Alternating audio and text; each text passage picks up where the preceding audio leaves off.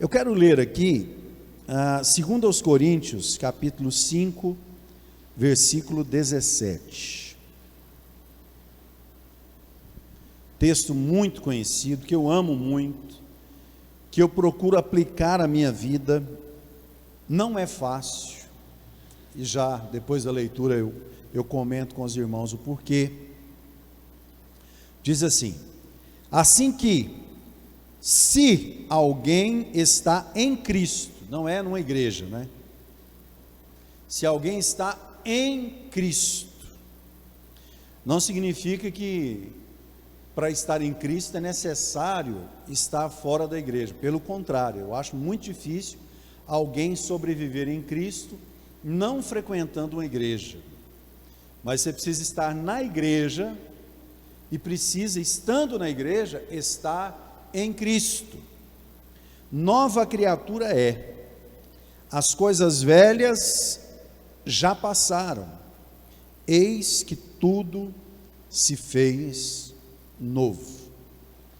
É claro que Paulo está falando sobre a nossa velha natureza.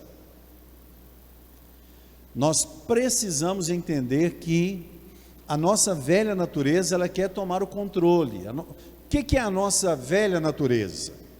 É chamada também de natureza adâmica. Por que a velha natureza é chamada de natureza adâmica?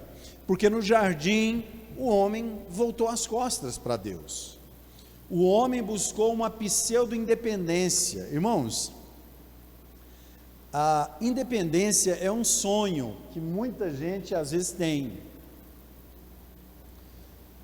Filho, né, está solteiro em casa, eu quero casar para ter minha casa, ter minha vida. Depois que tem a sua casa, a sua vida, enfrenta alguma dificuldade, algum problema, se lembra de como as coisas eram mais fáceis quando era dependente.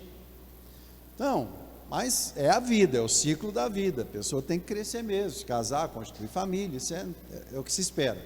Agora, ninguém precisa se tornar independente de Deus. Aliás, ninguém pode viver de maneira independente de Deus. Fora da presença de Deus não há vida. Fora da presença de Deus, você pode até encontrar sorriso no rosto de algumas pessoas, pode até encontrar fotos bonitas ali no Instagram, no Facebook, mas não há alegria no coração, não há paz no coração.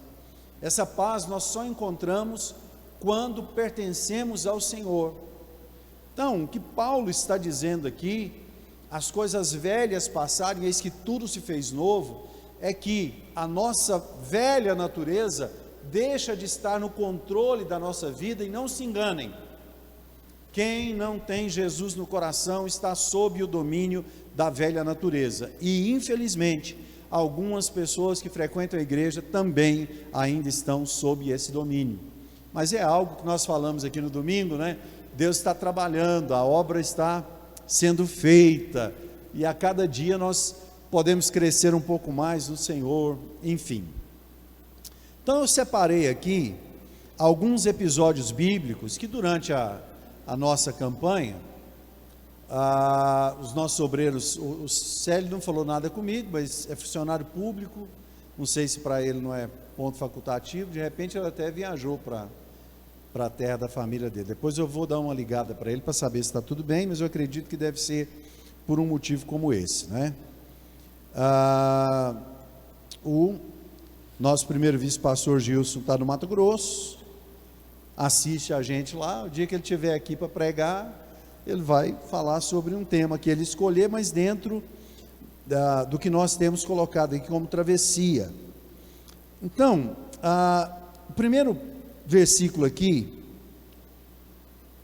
não é nem um versículo, é um texto, de Gênesis 32, do 22 ao 28, acho que é isso mesmo. Vamos ler, aproveitar que é terça-feira aqui, vamos ler bastante a palavra nessa introdução. Gênesis 32, do 22 ao 28, diz assim: e levantou-se aquela mesma noite, E tomou as suas 2 mulheres e as suas 2 servas e os seus 11 filhos, e passou o val de Jaboque. E tomou-os, e fê-los passar o ribeiro, e fez passar tudo o que tinha. Jacó, porém, ficou só, e lutou com ele um varão, até que a alva subia. E vendo que não prevalecia contra ele, tocou a juntura de sua coxa, e se deslocou a juntura da coxa de Jacó, lutando com ele. E disse: deixa-me ir, porque já a alva subiu. Porém ele disse: não te deixarei ir, se não me abençoares. E disse-lhe: qual é o teu nome? E ele disse: Jacó.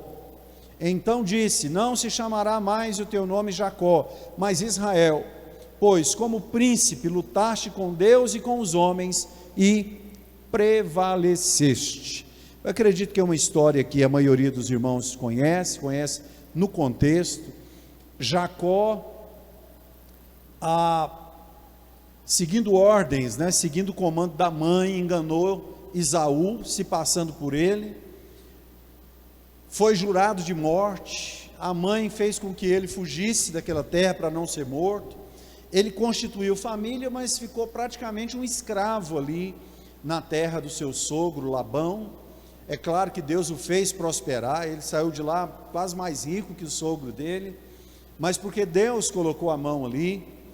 E voltar para a terra dos seus pais significava para Jacó ter um acerto de contas, não é, com o irmão, enfrentar muitos problemas que ele havia deixado para trás.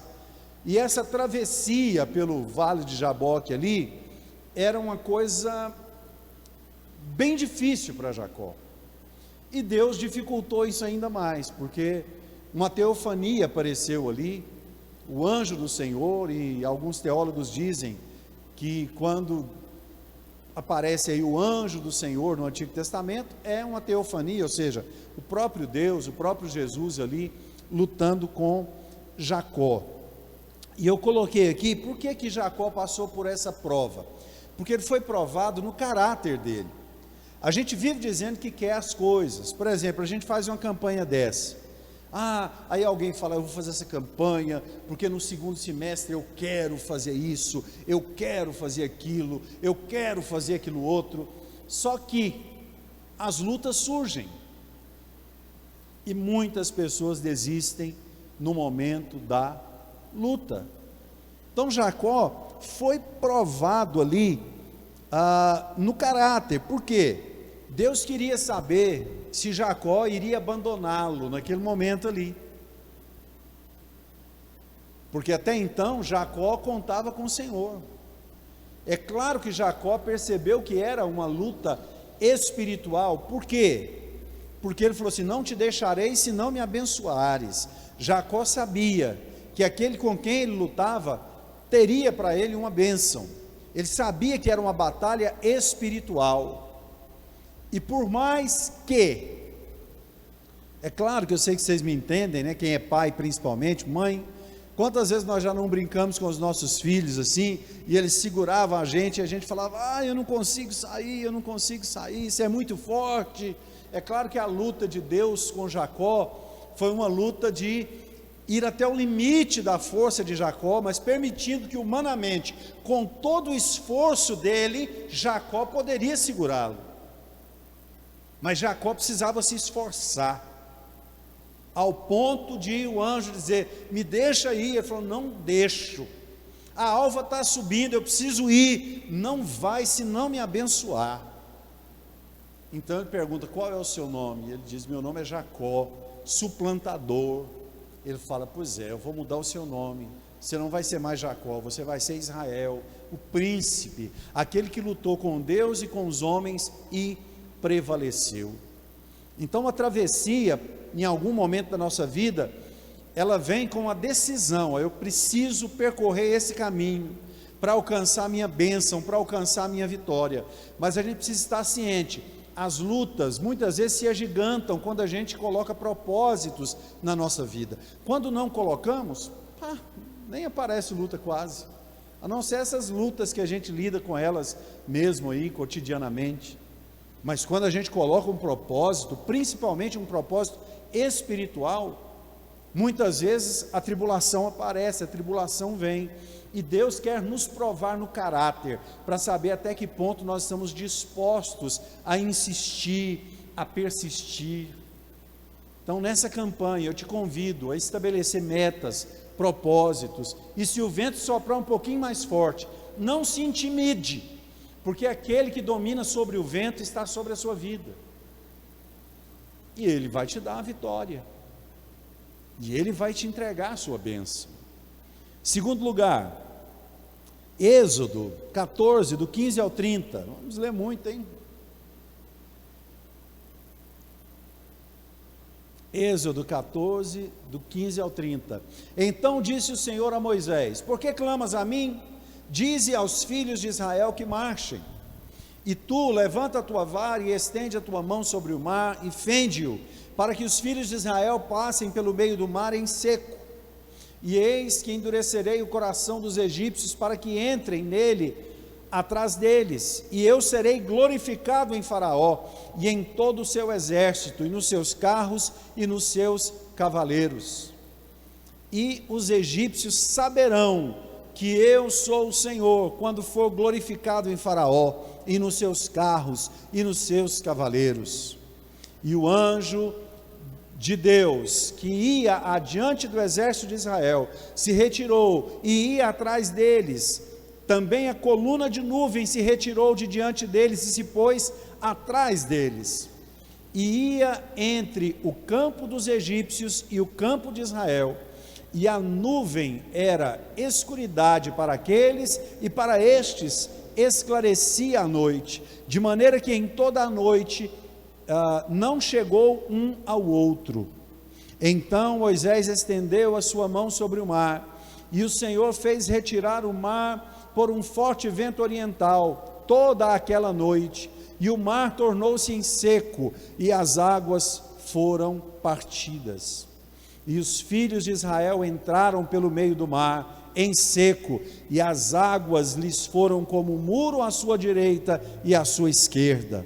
E os egípcios seguiram-nos e entraram atrás deles todos os cavalos de Faraó, os seus carros e os seus cavaleiros até o meio do mar. E aconteceu que na vigília daquela manhã, o Senhor, na coluna de fogo e de nuvem, viu o campo dos egípcios e alvoroçou o campo dos egípcios.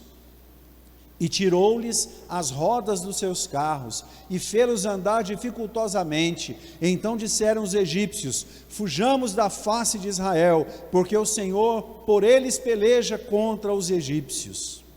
E disse o Senhor a Moisés: estende a tua mão sobre o mar, para que as águas tornem sobre os egípcios, sobre os seus carros e sobre os seus cavaleiros. Então Moisés estendeu a sua mão sobre o mar, e o mar retomou a sua força ao amanhecer, e os egípcios fugiram ao seu encontro, e o Senhor derribou os egípcios no meio do mar, porque as águas, tornando, cobriram os carros e os cavaleiros de todo o exército de Faraó, que os haviam seguido no mar, nem ainda um deles ficou. Mas os filhos de Israel foram pelo meio do mar em seco, e as águas foram-lhes como muro à sua mão direita e à sua esquerda. Assim o Senhor salvou Israel naquele dia da mão dos egípcios, e Israel viu os egípcios mortos na praia do mar. Essa foi outra travessia que deu trabalho para o povo se libertar da mentalidade de escravo. Se a gente pensar, parece que tudo que um escravo quer é ser livre, mas Moisés chega, apresenta a proposta de Deus, como nós já dissemos aqui no primeiro ponto, a luta se agigantou para a nação de Israel, eles que amassavam o barro ali, recebiam um feno, a palha para amassar o barro, eles tiveram que agora apanhar a própria palha, colocar no meio do barro, amassar o barro e produzir a mesma quantidade de tijolos que antes. foi, quer dizer, uma tribulação muito grande. E é claro, a nação de Israel relutava em ser liberta. Mas chegou o momento, depois de 1 ano de pragas, as pragas do Egito duraram 1 ano. Depois de 1 ano de praga, que tiveram ali um foco duplo. Um dos focos era, claro, mostrar que quem era Deus realmente é o Senhor, é Deus, não Faraó. E o outro foco, fortalecer a fé da nação de Israel, vendo Deus mandar aquelas pragas, e na terra que eles habitavam não acontecia nada, os animais não morriam, não chovia granizo, não chovia saraiva, não havia rãs. Era para tirar a imagem de Deus que Faraó tinha, e também para fortalecer a fé da nação de Israel. Mas ainda assim havia uma relutância por parte da nação de Israel, inclusive quando eles saem, depois dessas pragas, depois da morte dos primogênitos, e por onde eles passavam, o povo dava suas riquezas para eles. Eles saíram com muito ouro, com muita prata, com muitos pertences ali do Egito. Mas quando eles encaram o mar e percebem que o exército de Faraó estava atrás, eles começam a dizer: por que a gente fez isso? Por que a gente não ficou lá? Por que a gente foi seguir esse Moisés? Por que a gente está aqui? Então, irmãos, quando você se dispõe a deixar uma vida de escravidão, e olha que muitas áreas da nossa vida são escravizadas, muitas áreas da nossa vida. Se a gente começar a pensar, se a gente começar a fazer uma análise pessoal, a gente vai ver que a gente precisa de disciplina em muitas áreas da nossa vida. É muito mais fácil viver deixando a coisa acontecer do que a gente assumir o controle, do que a gente ser senhor do nosso tempo. Então a gente precisa aprender essas coisas. E Moisés olha aquela situação, pensa o peso do líder Moisés. Ele olha para Deus, fala: Deus, olha aí, olha o povo, olha o mar. Aí Deus olha para ele e fala: Moisés, por que você está falando comigo? Não é mais hora de falar. Tem hora, irmãos, que é hora de orar. Tem hora que é hora de agir. Aquilo não era mais hora de Moisés estar falando com Deus. Sabe por quê? Porque Deus já tinha dado uma palavra, Deus já tinha dado uma direção, Deus já havia dado uma ordem, Deus já havia dito: eu vou tirar vocês de um ponto e vou levar a outro ponto, e no meio desse ponto tinha o mar. Mas a palavra de Deus já foi lançada. Quando a palavra de Deus é lançada, não interessa o obstáculo que vai aparecer na nossa frente. Deus falou para Moisés: diga ao povo que marche. Não é tempo de lamuriar, não é tempo de reclamar, não é tempo de murmurar, é tempo de marchar, de erguer os olhos para o Senhor e seguir avante, em frente. Então, irmãos, quando nós nos dispomos a vencer algumas áreas que nos escravizam, e essas áreas que nos escravizam nos impedem de prosperar. Tem gente, por exemplo, que é escravo de mamon, não é? E, enfim, isso é assunto para outro dia. Mas a gente precisa entender isso.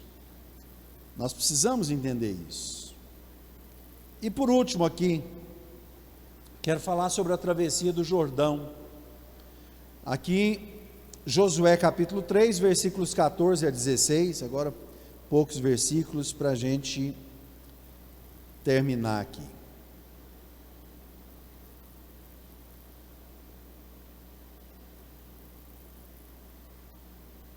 Josué capítulo 3, versículos 14 a 16.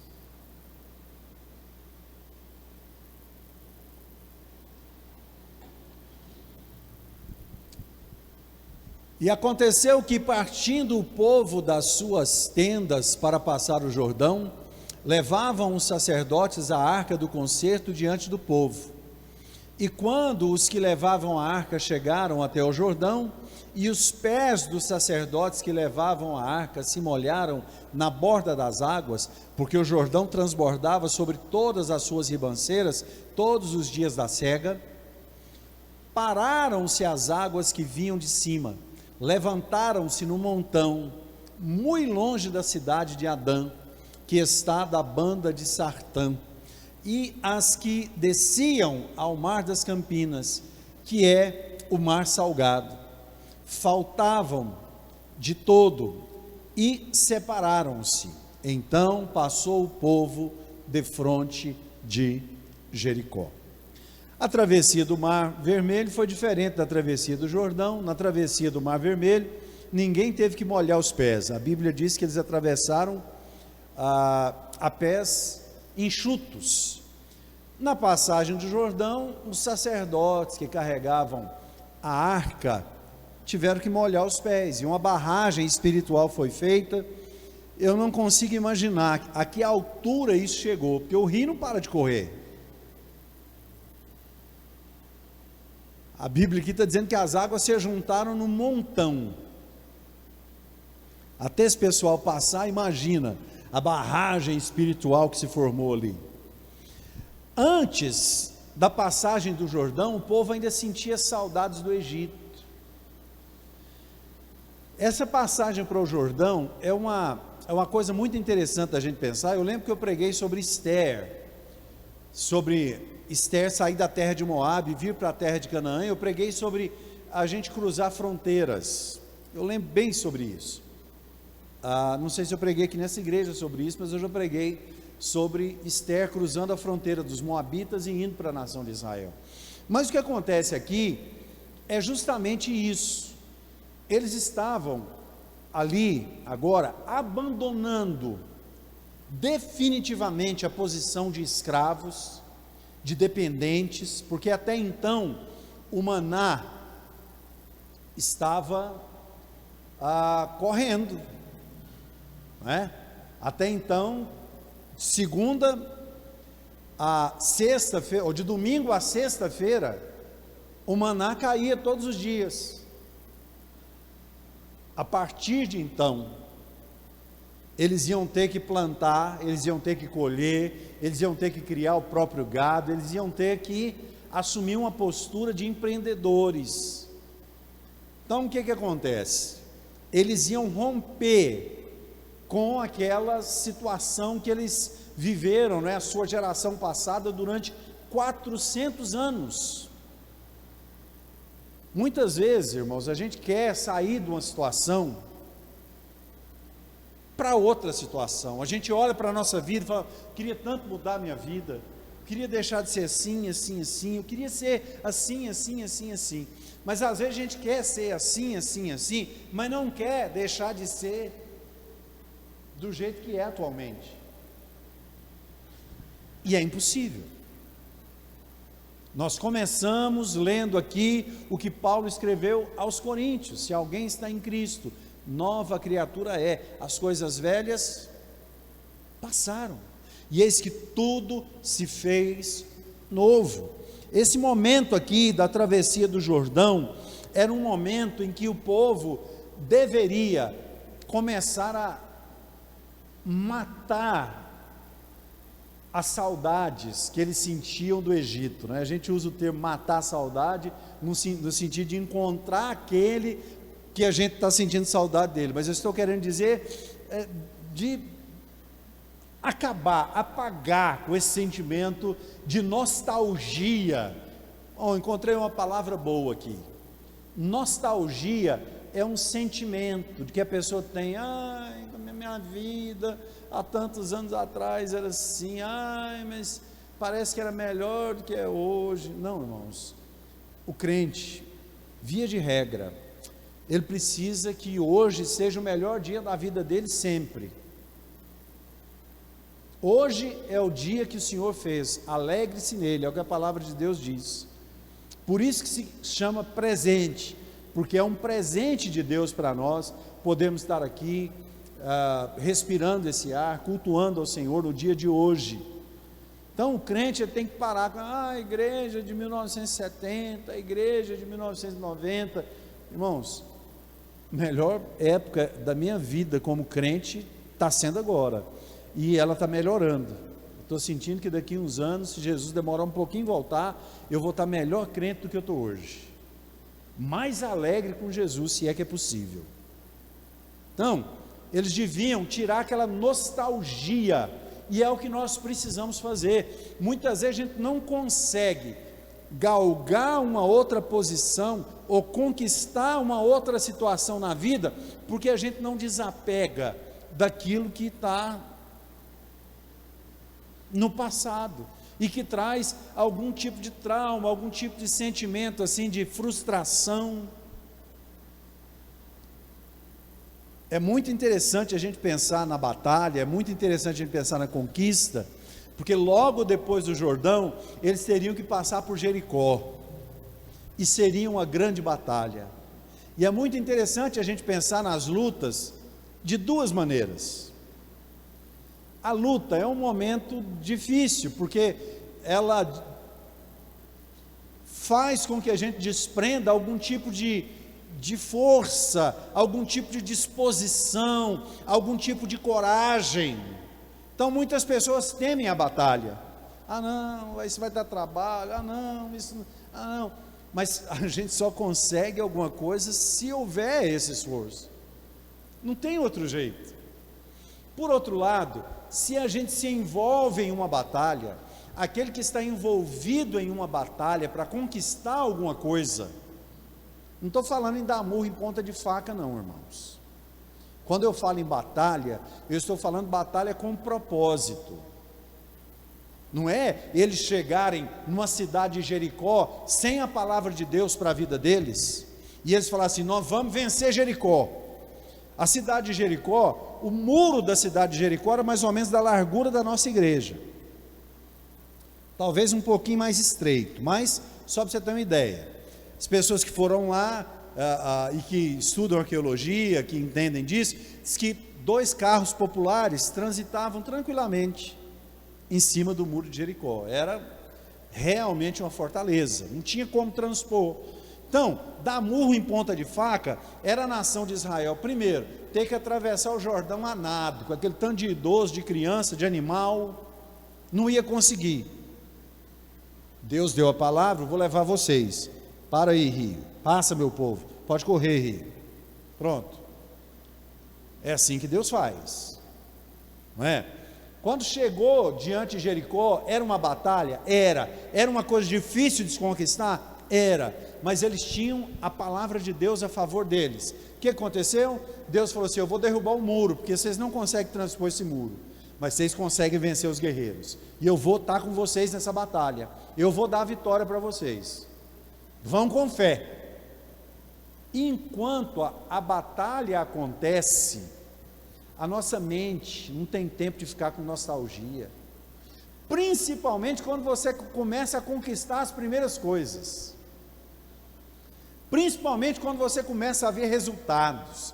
Você não quer ficar olhando no retrovisor, não quer ficar olhando para o passado, você quer então olhar: opa, quer dizer que Deus está comigo, quer dizer que Deus vai me abençoar, quer dizer que eu quero que esse seja o sentimento que você tenha para o segundo semestre de 2021, começando nesse final de semestre, fazendo essa campanha, travando essa batalha na sua vida, para que juntos nós possamos conquistar e conquistar no Senhor. Será fácil?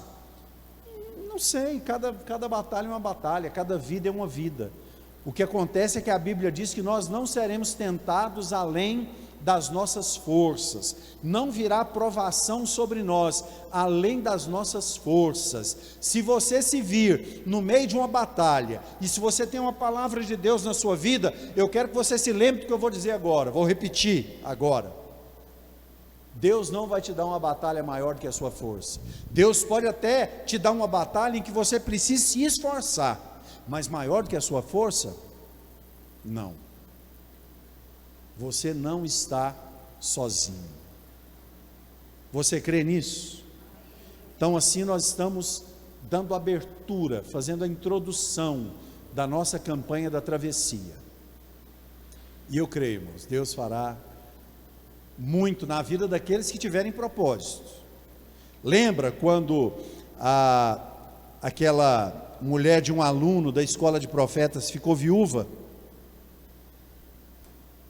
E foi lá falar com Eliseu: ah, meu senhor, meu marido era aluno aí, era um homem reto, um homem íntegro, só que ele morreu e ficou com as dívidas, e o povo está lá em casa, e está querendo levar nossos filhos como escravo, querendo me levar como escrava, ajuda nós. Aí o profeta falou assim: o que você tem na sua casa? Ah, profeta, lá só tem uma botija com um pouco de azeite. Falou: fala o seguinte, vai nos seus vizinhos, vai em volta lá em todo mundo que você conseguir ter contato, e arrume vasilhas emprestadas, não poucas, muita vasilha. Aquela mulher fez o que o profeta disse, chegou lá, falou: agora enche a primeira vasilha. Ela encheu. Olha a sua vasilha. Uai, está do mesmo jeito, enche a segunda. E ela encheu todas aquelas vasilhas. Acabaram as vasilhas? Acabou. Ah, o óleo acabou também. Então, Deus vai te dar alguma coisa nesse semestre, Deus vai fazer alguma coisa na sua vida nesse semestre, mas você tem que ter vasilhas, você tem que estar pronto para receber aquilo que Deus vai te entregar. Você precisa ter um recipiente, você precisa ter um propósito. Amém?